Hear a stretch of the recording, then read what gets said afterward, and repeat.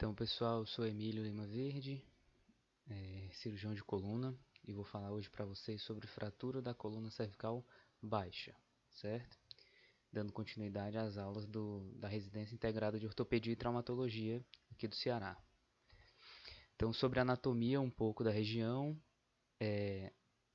a coluna cervical baixa compreende C3 até C7 e é a região onde a maior parte da flexão da coluna cervical acontece, certo? Além disso, a gente consegue obter tanto uma inclinação lateral, como aproximadamente 50% da rotação do pescoço, né, da região cervical, acontece nessa região. Com relação à epidemiologia desses traumas, dessas fraturas, elas representam 3 a 4% de todos os traumas, sendo 40% dos casos fraturas instáveis que podem ter um potencial de lesão neurológica, tá? Tem um aparecimento bimodal, então pode acontecer em jovens de 15 a 24 anos, geralmente por acidentes, traumas de alta energia, e pessoas acima de 55 anos, normalmente por um trauma de menor energia, já em idosos acima de 60 anos, por uma queda inclusive da própria altura.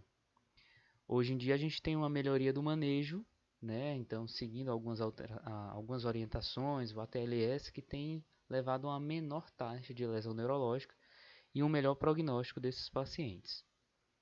Com relação ao quadro clínico, né, normalmente pode vir, como a gente falou anteriormente, acompanhado de um trauma de alta energia, na região de tronco, de face.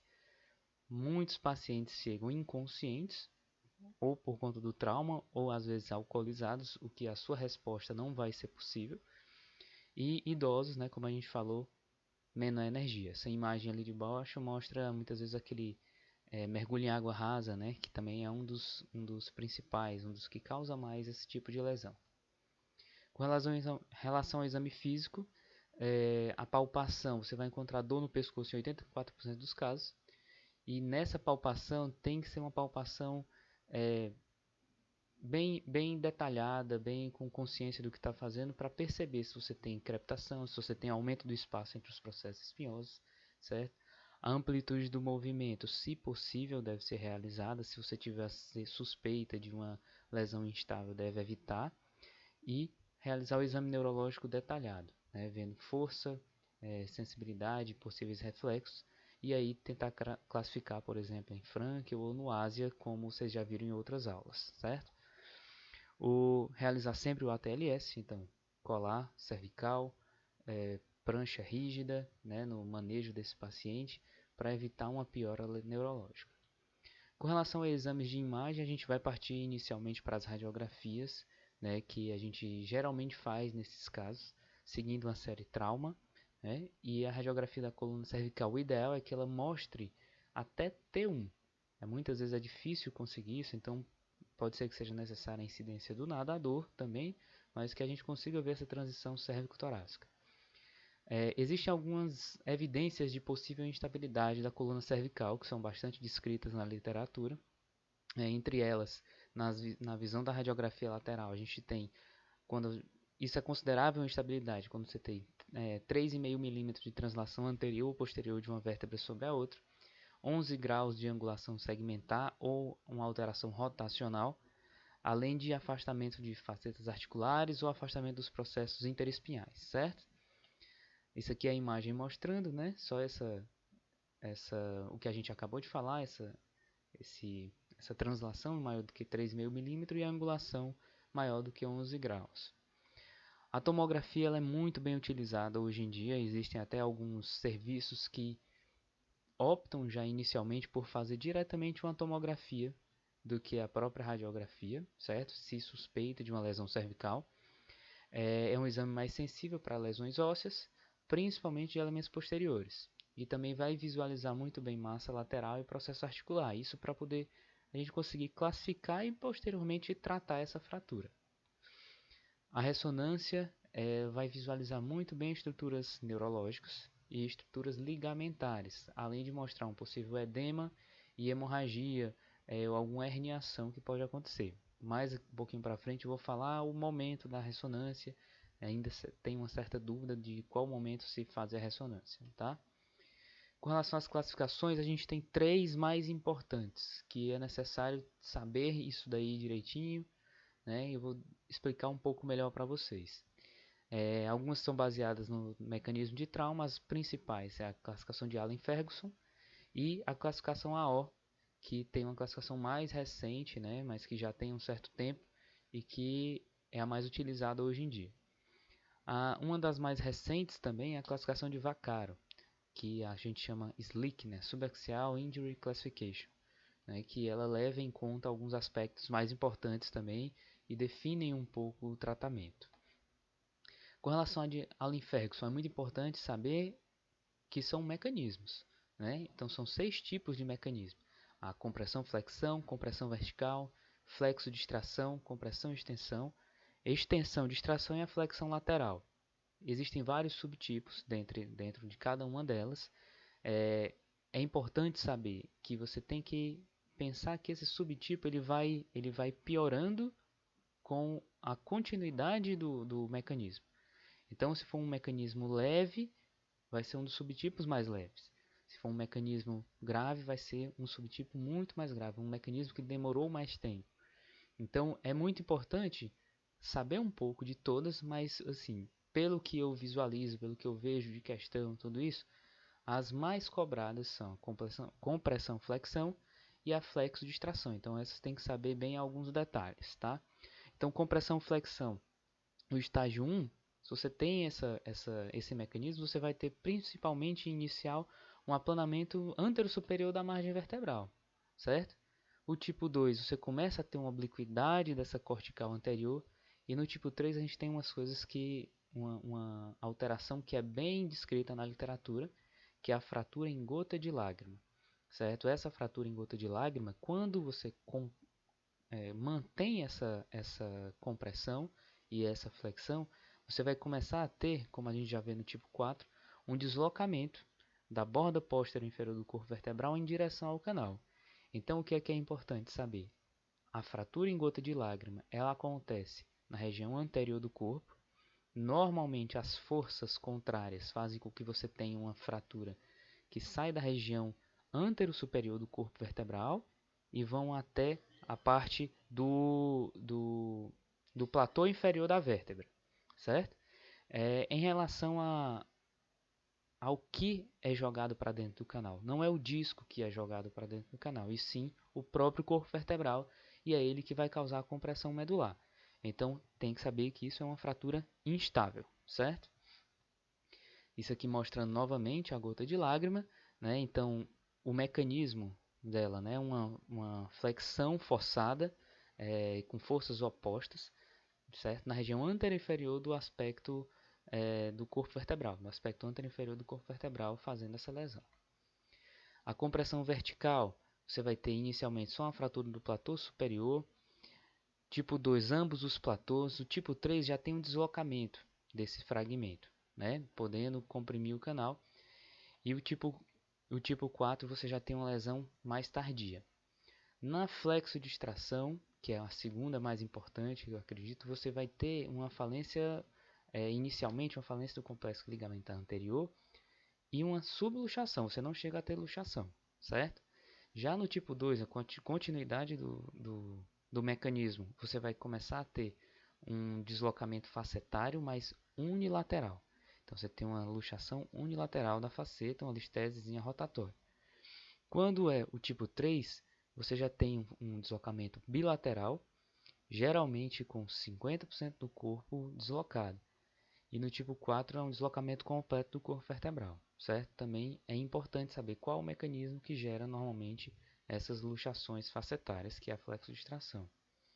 Compressão e extensão, normalmente você vai ter uma fratura da faceta articular inicialmente, né? No tipo 2, uma fratura linear do processo articular. No o tipo 3 e 4, normalmente você já vai ter uma fratura do core, né, do arco vertebral, de pedículo, tudo isso. E o 4 já é uma fratura completa do arco vertebral, tá? Normalmente sendo bilateral, mas com leve deslocamento. O tipo 5 é que você vai ter um deslocamento mais importante, tá certo? Extensão de extração, você vai ter primeiro uma falência do complexo ligamentar anterior, certo? Ou uma fratura que é chamada de centrum, né? Que é como se fosse uma avulsão realmente de um fragmento da região anterior do corpo vertebral. E no tipo 2, você já vai ter o complemento de uma falência do ligamento posterior também e às vezes uma migração do canal do corpo vertebral para dentro do canal, tá? Já no tipo de flexão lateral, inicialmente você vai ter sinais de uma compressão assimétrica com fratura do arco vertebral do mesmo lado da inclinação. Já o tipo 2, com a continuidade dessa lesão, você começa a ter uma falência em tensão do lado contralateral, certo? Então isso foi a classificação de Allen Ferguson, ela é bem detalhada, mas eu acho que dá para vocês entenderem o que é o mais importante e tentar só botar na cabeça o mecanismo de trauma e como ele vai levando à piora da situação. Com relação à classificação AO, né? Então a classificação AO a gente divide em tipo A, B e C, sendo tipo A as fraturas com compressão, B distração e C de translação. Fraturas tipo A de compressão a gente pode classificar de A0 até A4. A0 quando você não tem lesão de estrutura de corpo vertebral, uma lesão menor que pode encontrar sua lâmina ou processo espinhoso, é considerada A0. A1 você tem uma compressão, vou começar a mostrar aqui já nas imagens. Uma compressão que envolve somente um platô vertebral e não envolve o muro posterior, certo? Já a 2 você vai envolver os dois platôs vertebrais, né? Mas o muro posterior continua íntegro, né? Ela pode ser considerada uma fratura coronal, split ou pincer, certo? Já a 3 e a 4 vão ter acometimento do muro posterior, e isso faz com que a gente considere, né, quando você tem um acometimento da coluna média, uma fratura explosão.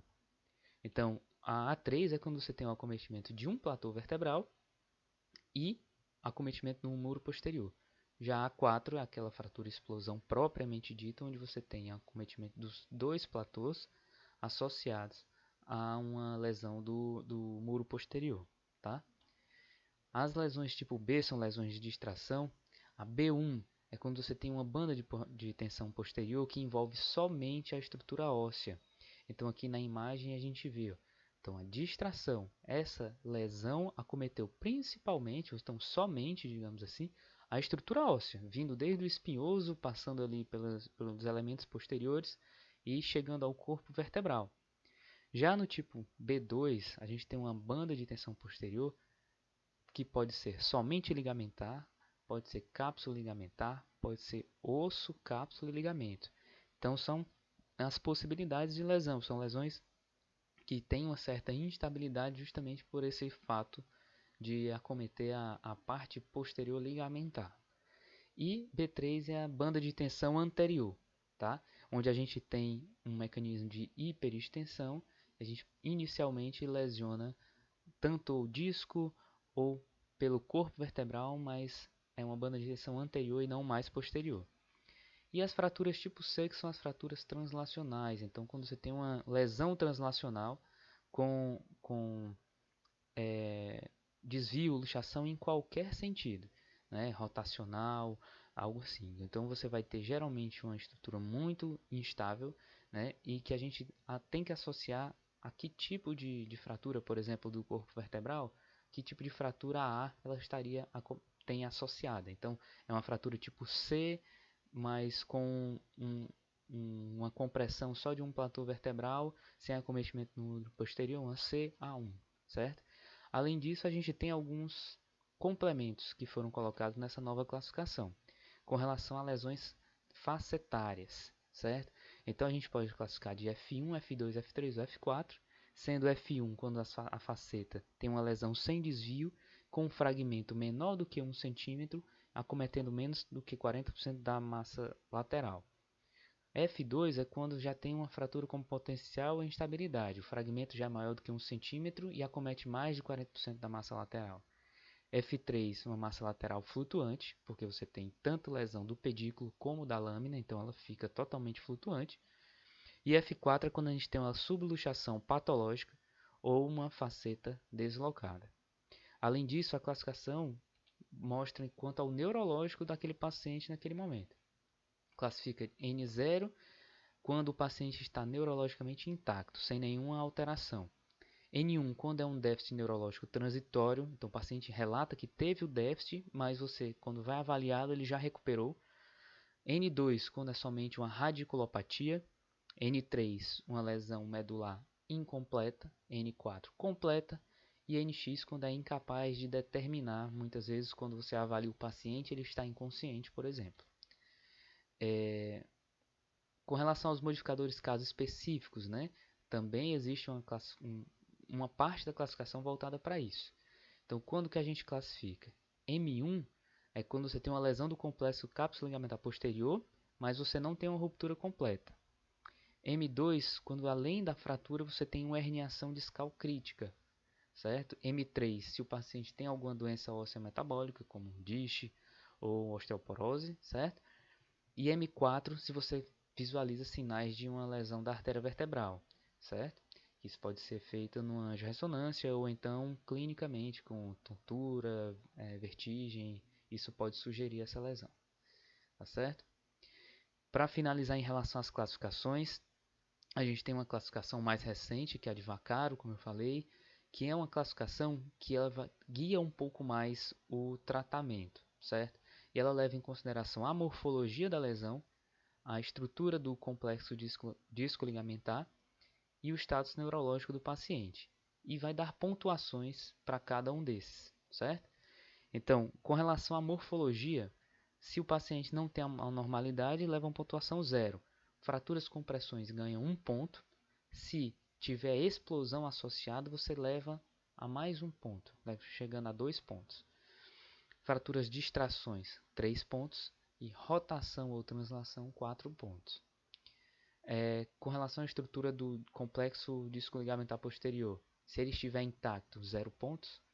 Indeterminado, 1 ponto, ou rompido, 2 pontos. Esse indeterminado pode ser por um certo tempo. Hoje em dia, com o advento da ressonância, que está mais fácil de se conseguir, a gente consegue determinar normalmente se você tem ou não lesão do ligamento do complexo ligamentar.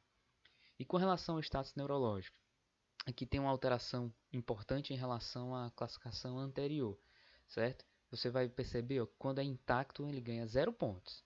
Quando é uma lesão de raiz, uma radiculopatia, 1 ponto. Se você tem uma lesão completa medular, são 2 pontos. E uma lesão incompleta, 3 pontos. A continuidade da compressão você associa 1 ponto a mais, certo? Se o déficit neurológico for progressivo. Você pode ficar pensando, por que a lesão incompleta, né, teria mais pontos do que a completa? Essa classificação é a classificação para definir o tratamento.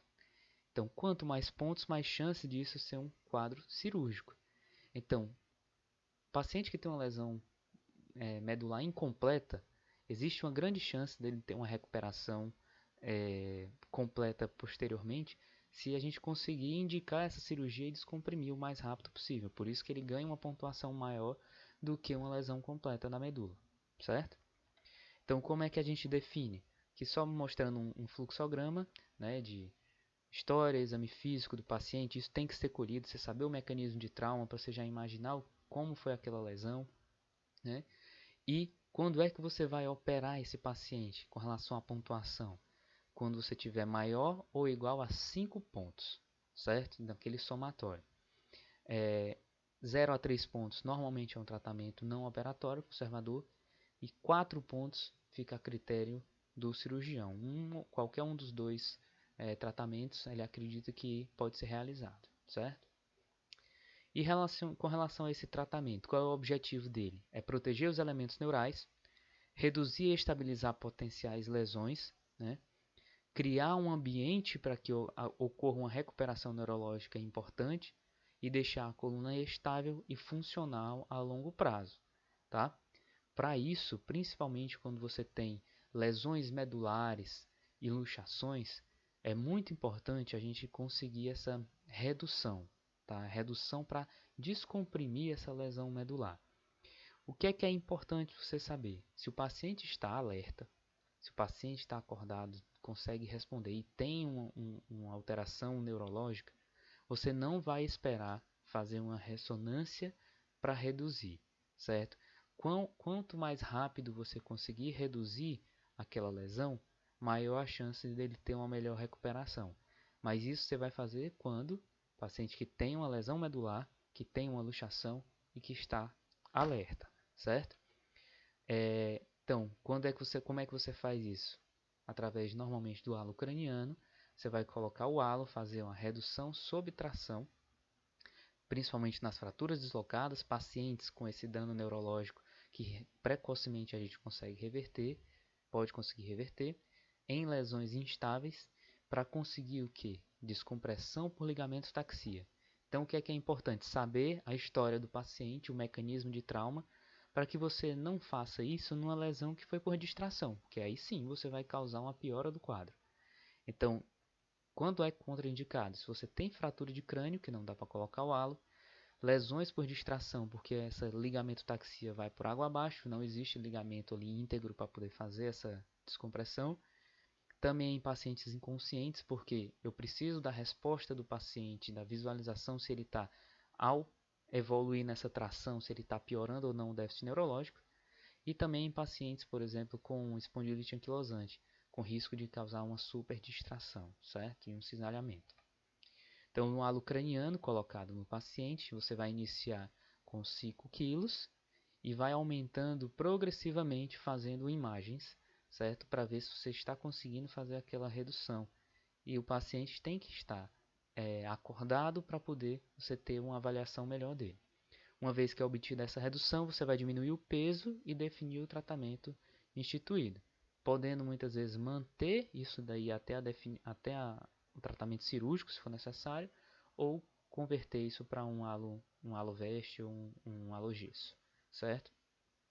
Então, quando eu tenho uma redução que eu não consegui alcançar, ou eu tenho uma piora do quadro neurológico, eu parto para uma ressonância, certo? Para avaliar ligamento longitudinal posterior, disco e essa relação dele com a medula, se a minha redução estava comprimindo ou não essa medula, certo? Para aí sim eu definir um paciente que eu tenho que fazer redução aberta ou não, né? E em pacientes que não tem déficit, que eu tenho uma fratura, tenho uma luxação e não tem déficit neurológico, nesse eu posso fazer a ressonância antes de uma redução, né? Porque um paciente que ele não está piorando, ele não está tendo uma compressão medular, pelo menos naquele momento. Então, eu faço uma ressonância antes de qualquer procedimento para visualizar se eu tenho, por exemplo, uma extrusão do disco. Se eu tiver uma extrusão do disco e for tentar reduzir, eu posso, naquele paciente que não tinha déficit medular, causar um déficit medular. Então, disco extruso, programa uma redução aberta, certo? Tratamento conservador. Grande parte das lesões subaxiais podem ser tratadas dessa forma. Então, após uma tração, né, paciente que não tem instabilidade, você faz um haloveste, um gesso Minerva, né? Às vezes, em alguns casos mais leves, pode ser feito até um colar Filadélfia, né? E indicações de tratamento cirúrgico. Paciente com compressão medular irredutível ou lesão ligamentar com instabilidade de faceta, né? Se ele tem uma cifose ali maior do que 15 graus, uma compressão do corpo maior do que 40% ou uma subluxação vertebral maior do que 20%. Além disso, falha na redução anatômica e uma instabilidade que persiste mesmo após a tentativa de tratamento conservador. Outro que a gente acabou de ver, indicação é quando somados as pontuações da morfologia, neurológico e do complexo ligamentar posterior, a gente tem uma pontuação maior ou igual a 5, certo? A cirurgia nas fraturas de alto grau é o tratamento de rotina, né? E a gente geralmente faz a via anterior, que é essa aqui mostrada nas figuras, quando você tem uma lesão predominantemente da coluna anterior, ou fraturas em explosão, né? Ou compressão por disco fragmento ósseo, onde você faz muitas vezes essa descompressão, corpectomia, substituição dessa região por um cage, né? E uma artrodese, um nível acima e o um nível abaixo, para ganhar a altura, né? E descomprimir e ganhar a altura daquela região, tá? Quando é que você vai partir para a via posterior? Normalmente quando você tem luxações irredutíveis após uma tração ou luxações crônicas, um predomínio de acometimento da coluna posterior e também quando você não tem fratura da lâmina. Alguns métodos, né, de fixação podem ser utilizados, tá? Mas a descompressão posterior, né, para descomprimir essa região, e a artrodese também são bem mostradas nessa imagem. Então é isso, pessoal. Assim, eu acho que tem que manter o estudo, né? Mas deu para mostrar um pouco mais dessas fraturas da coluna cervical baixa para vocês.